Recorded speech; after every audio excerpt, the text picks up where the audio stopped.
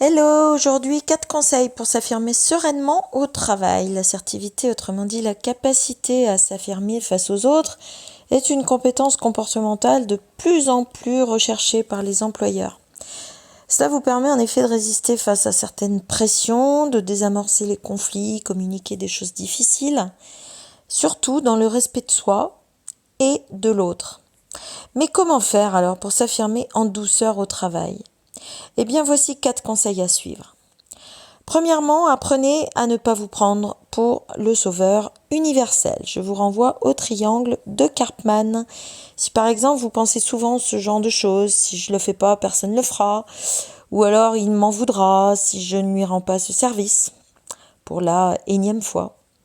Alors pensez au fait que vous n'êtes pas responsable de tout et que les gens ne sont pas censés vous respecter et vous aimer pour ce que vous faites, pour eux, mais pour ce que vous êtes, c'est-à-dire une personne de grande valeur.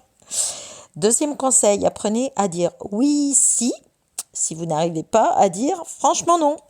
Par exemple, si votre collègue vous demande de l'aider sur un dossier complexe, au lieu de dire oui, alors que vous êtes débordé, ou non, au risque de vous sentir coupable de ne pas l'aider, essayez plutôt oui, je peux t'aider si tu attends encore une demi-heure le temps que je termine ce que je suis en train de boucler sur ce dossier important.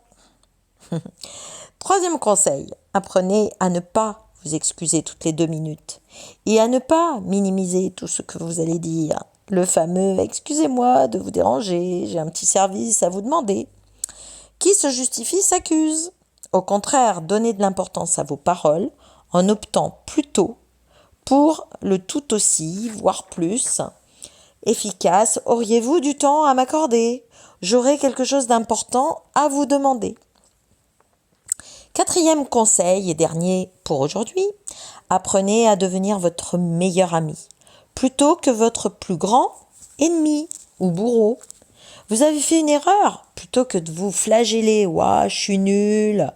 Pensez plutôt à ce que votre meilleur ami vous dirait. Que vous conseillerait-il pour tirer des leçons de la situation ? Comment ferait-il pour vous rassurer ? Comment dédramatiserait-il le problème que vous rencontrez ? Cela vous aidera en outre à prendre de la distance et du recul. Allez, ciao ciao, bye et bon week-end !